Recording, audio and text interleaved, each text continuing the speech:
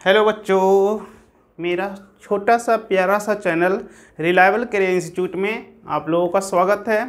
तो आज मैं आप लोगों के लिए लेकर आया हूँ क्लास 12 केमिस्ट्री का इंटेस्ट क्वेश्चंस 2.5 जो कि सेकेंड चैप्टर का है, जिसका नाम है सॉल्यूशन। तो चलो पहले आप एक बार क्वेश्चंस को रीड करो, उसके बाद मैं आप लोगों को सॉल्व करना सिखाता हूँ। देखो, उम्मीद करते हैं आप लोग क्वेश्चन को एक बार रीड किए होंगे। अब देखो, इस क्वेश्चन में कैलकुलेट करने बोला गया है मोलालिटी, मोलारिटी, मोल फ्रैक्शन। बाबू इसमें 3 question A B C terms में पूछा गया है। पहला में पूछा गया है कि मोलालिटी की वैल्यू कैलकुलेट करके बताओ, फिर बी में मोलारिटी की और फिर सी में मोल फ्रैक्शन की। चलो मैं एक एक करके सारे की वैल्यू निकालना सिखाता हूँ। सबसे पहले क्वेश्चन में क्या क्या गिवन है ये नोट कर लेते हैं, ठीक है। उसके बाद में क्वेश्चन को सॉल्व करवाता हूँ बाबू। तो देखो, बोला गया है कि एक सॉल्यूशन है जिसमें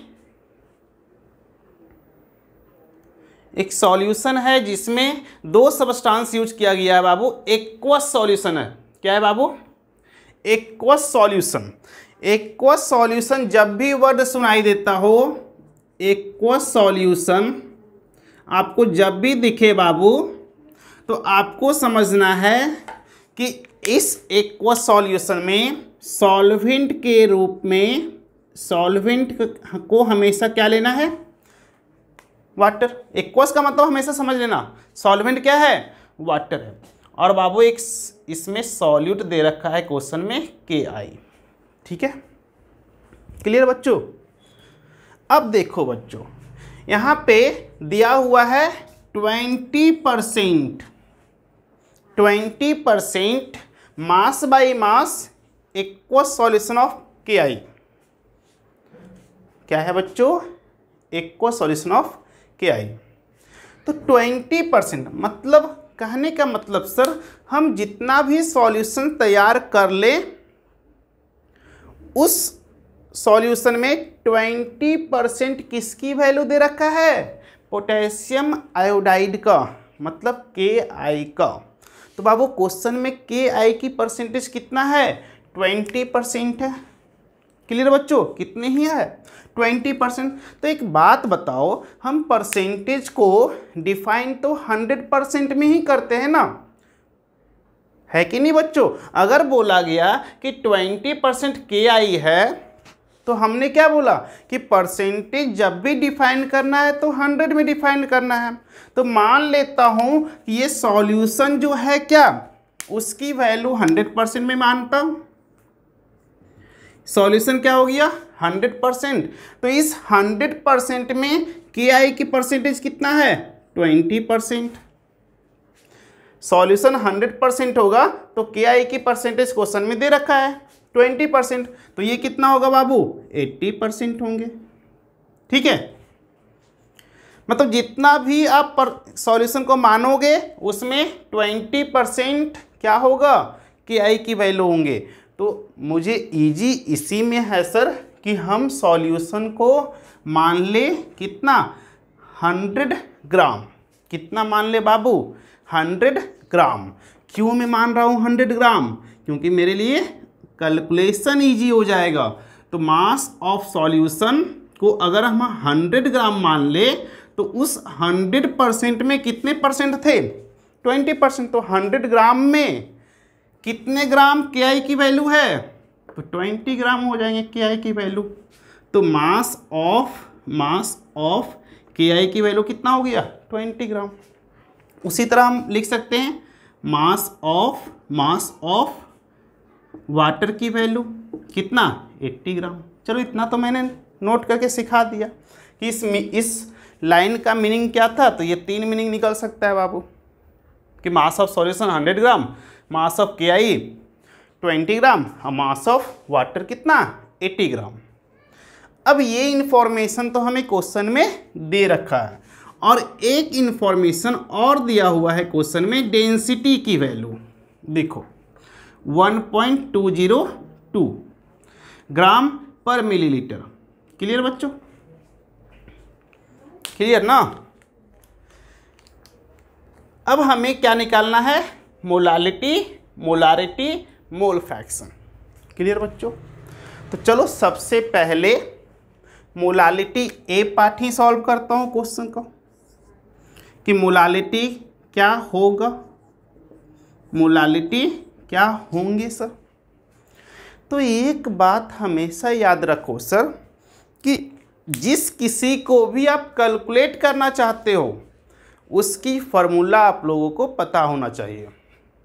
जिस किसी को भी आप कैलकुलेट करना चाहते हो उसकी फॉर्मूला आपको पता होना चाहिए। क्लियर बच्चों, तो चलो सबसे पहले मैं मोलालिटी का फॉर्मूला आप लोग को बताता हूँ, फिर मैं क्वेश्चन को सॉल्व करता हूँ।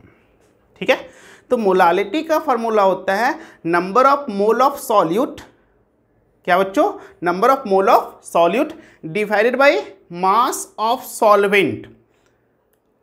और सॉल्वेंट का मास केजी में रहना चाहिए। ठीक है, तो देखो मैं लिख भी देता हूं, molality is equal to number of mole of solute divided by mass of solvent. अब बताओ बाबू, यहां मास ऑफ सॉल्वेंट किस में दे रखा है क्वेश्चन में? देखो ये तो सॉल्वेंट रहा, ग्राम में दे रखा है, तो यहाँ पे जब ग्राम की फॉर्मूला लोगे ना तो यहाँ क्या करोगे, ये फॉर्मूला यूज करना आप। ठीक है, number of mole of solute divided by mass of solvent gram into 1000। ठीक है, ये फॉर्मूला हो गया मोलालिटी का। अब देखो बाबू, अगर हम बोलें कि बताओ number of mole of solute कितना है, तो सॉल्यूट तो हमें पता है सर, KI सॉल्यूट है, ये क्या है, सॉल्यूट है। तो बाबू इस सॉल्यूट का तो मास दे रखा है ना क्वेश्चन में, और हमें तो पुट करना किसकी वैल्यू है, मोल की वैल्यू है कि नहीं। तो मोल की वैल्यू यहाँ पे पुट करने के लिए सबसे पहले क्या करेंगे, हम मोल की वैल्यू निकालेंगे। क्लियर, जब तक मोल की वैल्यू नहीं निकलेगा तब तक हम इसमें पुट नहीं कर सकते हैं। जब पुट ही नहीं करेंगे तो सॉल्व कैसे करेंगे बच्चों, है कि नहीं। तो चलो सबसे पहले क्या निकालना होगा, number of mole of KI। और नंबर ऑफ मोल निकालते कैसे बच्चों, given mass divided by molar mass, given mass divided by molar mass. ठीक है, कैसे निकालते हैं बच्चों, given mass divided by molar mass. अब किसके मोल निकालना है, तो KI का। क्लियर, तो कैसे निकालेंगे, देखो यहाँ पे पहले मैं लिख देता हूँ mole of KI, mole of KI। कैसे निकालना है बच्चों, given mass divided by molar mass. ठीक है, given mass divided by molar mass. अब देखो यहाँ पे गिवन मास कितना है, 20 दे रखा है, और KI का मोलर मास, तो चलो सर मोलर मास तो मैं कितनी दफ़ा बता चुका हूँ आप लोगों को कि मोलर मास निकालने के लिए जितने भी एटम्स उसमें रहेंगे सारे का एटॉमिक मास को जोड़ो सर। तो बाबू K का एटॉमिक मास 39 होता है, फिर I का एटॉमिक मास 127 होता है। अब इसको ऐड करोगे तो 166 मोल ग्राम पर मोल हो जाएंगे। ठीक है, तो देखो मोलर मास भी KI का निकल गया बाबू। अब गिवन मास लिखा हुआ है 20, डिवाइड करो 166 से।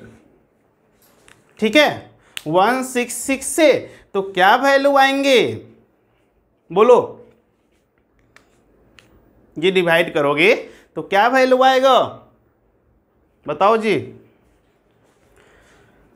कर लोगे ना खुद से, ये भी मैं ही करके दिखाऊं। ठीक है, चलो तो ये अब निकल गया। तो बाबू नंबर ऑफ मोल कितना निकला, तो 0.120 नंबर ऑफ मोल निकल गया। मास ऑफ सॉल्वेंट बाबू कितना दे रखा है 80 ग्राम, और इनटू क्या है बाबू, ठीक है। अब इसको सॉल्व करोगे तो कितना आएगा वैल्यू, बोलो। अब इतना शर्माते क्यों हो, जल्दी सॉल्व करो अब तो बाबू, ठीक है। ये हो गया आपका मोल पर केजी, ठीक है बच्चों। तो ए पार्ट क्वेश्चन कंप्लीट हुआ, ठीक है बच्चों। अब देखो बी पार्ट भी मैं सॉल्व करवा देता हूं कि पहले इसको मिटा दे, ठीक है।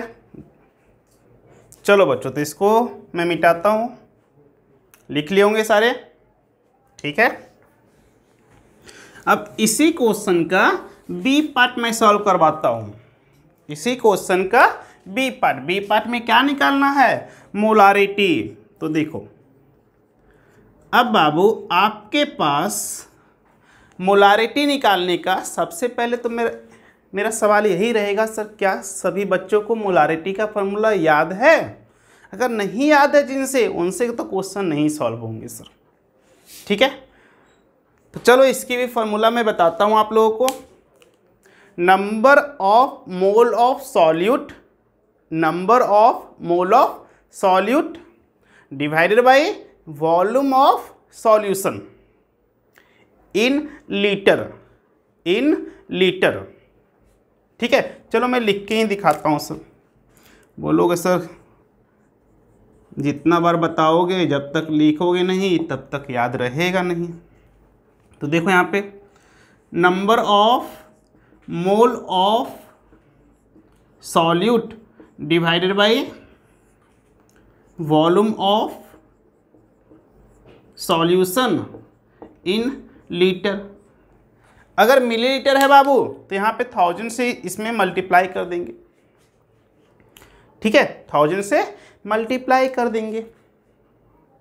अगर यहाँ पे मिलीलीटर रहता है इन मिलीलीटर तो यहाँ पे क्या करते 1000 से मल्टीप्लाई। लेकिन अभी पहले देख लेते कि वॉल्यूम किस में दे रखा है क्वेश्चन में, है कि नहीं बाबू। क्वेश्चन में वॉल्यूम देख लो किस यूनिट में दे रखा है, उसके अकॉर्डिंग हम लोग फार्मूला को यूज करेंगे। तो देखो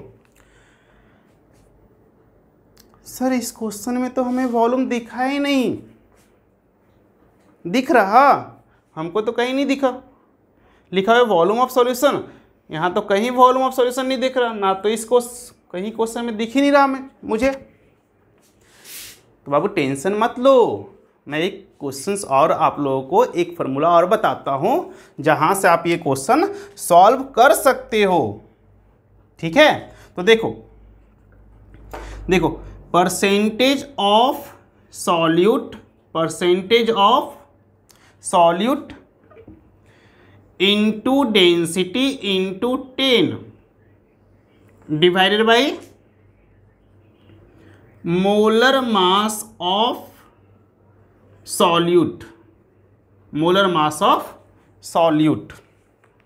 अब देखो बाबू इसमें आप वैल्यू पुट करोगे आंसर निकल जाएंगे, इसमें वैल्यू पुट करोगे आंसर निकल जाएंगे।